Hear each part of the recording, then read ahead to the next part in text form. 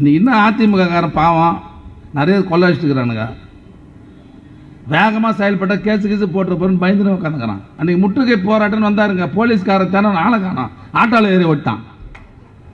ஒரு வாரத்துக்கு இவங்களை உள்ளே போட்டேன்னு வச்சுக்கா, கச்சை வேணா ஒன்றே வேணாலும் போயிடுவான். நாங்களாம் அப்படி கிடையாது, ஜெயிலுக்குன்னா பொட்டி எடுத்து தூக்கி கிளம்புறாங்க. நாங்கள் நீ மெச்சுக்கணும்னு பேசிக்கிறியா? நீ ஊருக்கு அடையாளம் தெரியணும்னு பேசிக்கிட்டு இருக்கிறியா? இவன் பேரெல்லாம் கூட நான் சொல்கிறது எங்கள் தகுதிக்கு சொல்ல விரும்பல. நான் ரொம்ப ஆட்டம் போட்டிங்கன்னா வாழை ஒட்ட அறுத்து சுண்ணாம்பு வச்சுருவோம். எங்களுக்கு ஆட்சிலாம் முக்கியம் கிடையாது, தன்மானம் தான் முக்கியம். ஒழிச்சிருவோங்கள. தலைவர் வந்து மோடி கூட்டத்தில் பேசிட்டாராம். அப்படி பேசியிருக்கூடாது, நியாயமா அவர் பேசுறது? 2 மாதத்துக்கு முன்னே மரியாதையாக வந்து பார்த்தார்ல எங்கள் தலைவர். டெல்லிக்கு வந்து நேராக உங்கள் வீட்டில் போய் பார்த்து மோடி நீட் தேர்வை ரத்து பண்ணு. அன்பரசன் யாரோ ஒரு அமைச்சர், சத்தியமாக எனக்கு அன்பரசன் ஒரு அமைச்சர் இருக்காருன்னே தெரியாதுங்க. அவர் எப்படி இருக்காருன்னு கூட தெரியாது, கருப்பா சிவப்பா என்னன்னே கூட தெரியாது. சமீபத்தில் அவர் சொல்கிறார், இந்த அண்ணாமலை வந்து பார்த்தீங்கன்னா வாழை ஒட்டி நறுக்கி சுண்ணாம்பு வச்சுருவோம் அப்படின்னு. அடுத்தது இன்னது ஒன்று சொன்னார், அண்ணாமலை வந்து ஒரு பொறுக்கி அப்படின்னார். அப்போ தான் யோசித்தேன், நீங்கள் என்ன பதவி பிரமாணம் எடுத்தீங்க? பதவி பிரமாணம் படி ஒரு அமைச்சர் எப்படி நடந்து கொள்ள வேண்டும், ஒரு அமைச்சரை மக்கள் எப்படி பார்க்க வேண்டும்? டிவியில் நம்முடைய பெண்கள், தாய்மார்கள், வயசானவங்க ஒரு டிவியை நைட்டு போட்டு பார்ப்பாங்க, சாப்பிடும்போது ஒரு நியூஸ் பார்ப்பாங்க.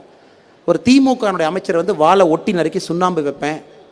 இன்னொன்று சொன்னார், என்னுடைய தொண்டர்கள் அவிழ்த்து விட்டனா சம்பவம் பண்ணிடுவாங்க. இதெல்லாம் அந்த சினிமா படத்தில் வில்ல சொல்கிற மாதிரி. இப்படித்தான் திமுக அரசினுடைய அமைச்சர்களுடைய பிஹேவியர் இருக்கு.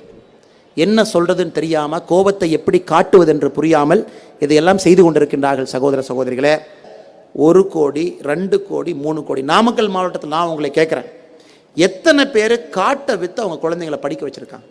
காட்டை விற்று 5 ஆண்டு 10 ஆண்டுகளுக்கு முன்பு பையன் ஒரு பிரைவேட் தனியார் மருத்துவக் கல்லூரியில் சீட் கிடச்சிருச்சுங்க, வருஷத்துக்கு 1 கோடி கட்டுறாங்கிறாங்க. 5 வருஷம் 5 கோடி தானங்க, ஒரு சொத்து இருக்குது விற்றுட்டேன், பையன் படித்து சம்பாரிச்சுக்கிட்டோம். இதை நீங்களும் நானும் காதார கேட்டிருக்கின்றோம். காதார். இப்போ எங்கேயாச்சும் வந்து யாராச்சும் ஒரு மனிதன், ஒரு குடும்பத்தில் இருக்கக்கூடிய மனிதன், என் குழந்தைக்கு சீட்டு கிடைச்சிருச்சு ஒரு காட்டை விற்கலான்னு இருக்குன்னு யாராச்சும் பார்க்குறீங்களா? எங்கேயும் கிடையாது. இப்போது நம்ம அடுத்த 2வது கட்டத்துக்கு சென்று விட்டோம். இப்போ அடுத்த 2வது குண்டு திமுகவுக்கு விழுந்துருச்சு. அவன் என்ன பண்ணுறதுன்னு தெரியாமல் பேசாமல் இருக்கான். தனியார் மருத்துவக் கல்லூரியிலே தமிழ்நாட்டில் இந்தியா முழுவதுமே இருக்கக்கூடிய மொத்த சீட்டு, இப்போ அவங்க அரசனுடைய ஃபீஸ் கிடையாது. இப்போ நாமக்கல் அரசு மருத்துவமனையை நம்ம கட்டி முடிச்சதுக்கப்புறம் அரசு மருத்துவக் கல்லூரியில் 150 பேர்த்துக்கு சீட் கிடைக்க போகுது. அவங்களுடைய ஃபீஸ் பார்த்தீங்கன்னா 13,000 ரூபா. 13,000 ரூபா வருஷத்துக்கு, 13,000 ரூபா, 150 பேர் டாக்டர் ஆயிடுவாங்க. தனியார் மருத்துவக் கல்லூரியில் இப்போவும் 2 விதமான சீட்டை வச்சுருக்கான். Government counselling seat, government counselling management சீட்டுன்னு. கவர்மெண்ட் கவுன்சிலிங் மேனேஜ்மெண்ட் சீட்னா இப்போவும் 8 லட்சம் 10 லட்சம் 12 லட்சம். கவர்மெண்ட் சீட்னா இப்போவும் 4 லட்சம். நீங்கள் கவர்மெண்ட் சீட்டில், நீட்டில், கவுன்சிலிங்கில், தனியார் மருத்துவக் கல்லூரியில் உங்களுக்கு சீட்டு கிடைச்சதுன்னா 4 லட்சம் 5 லட்சம் 6 லட்சம் கல்லூரியை பொறுத்தவரை.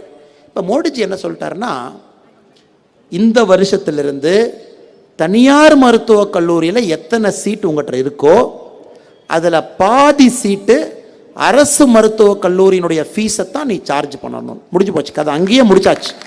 அப்படின்னா தனியார் மருத்துவக் கல்லூரியில் 100 சீட் இருக்குன்னா 50 சீட்டினுடைய விலை, 50 சீட்டினுடைய ஃபீஸ் 13,000 ரூபா. எப்போ ஒரு மருத்துவர் 13,000 ரூபாய்க்கு போய் படித்தா மட்டும்தான் அந்த மருத்துவம் வெளியே வந்து 5 ரூபா டாக்டராக மாறுவான். 1 கோடி 2 கோடி 5 கோடிக்கு மருத்துவம் படிக்கிறவன் தான் படித்த மருத்துவத்தை வைத்து வியாபாரம் செய்வான். காய்ச்சல்னா 10,000, குடலை செக் பண்ணு, குடலை போய் கிளி, வைத்த கிளி. இதான் வந்து இப்போ இருக்கக்கூடிய பிரைவேட் டாக்டர்னுடைய, குறிப்பாக மேனேஜ்மெண்ட் கோட்டாவில் படித்தவர்களுடைய நிலைமை. அதை மோடிஜி உடைக்கின்றார். அது இவங்களுக்கு கோபம். அந்த ஒரே காரணத்திற்காக நீட்டை வைத்து, இப்போ நீட்டை தாண்டி போயாச்சுங்க ஐயா. நம்ம நீட்டை தாண்டி அடுத்த கட்டத்துக்கு போயிட்டோம். அடுத்த கட்டம் தனியார் மருத்துவக் கல்லூரியினுடைய ஃபீஸை ஃபிக்ஸ் பண்ண ஆரம்பிக்கிறோம். அது இப்போ தான் திமுக காரனுக்கு லைட்டாக உரைக்க ஆரம்பிக்கும். அவனுக்கு என்ன புரியல, என்ன நடக்குதுன்னு தெரியல. அவனுக்கு என்ன புரியல, அடுத்த வருஷம் புரியும். அந்த மெடிக்கல் அட்மிஷன் முடிஞ்சதுக்கப்புறம் என்னடா 4 லட்ச ரூபாய்க்கு வித்துட்டு இருந்த சீட்டு 13,000 ரூபா, அப்போ 3,87,000 ரூபா எங்கடா காணாமல் போச்சுன்னு அது அடுத்த வருஷம் உங்களுக்கு உரைக்கும்.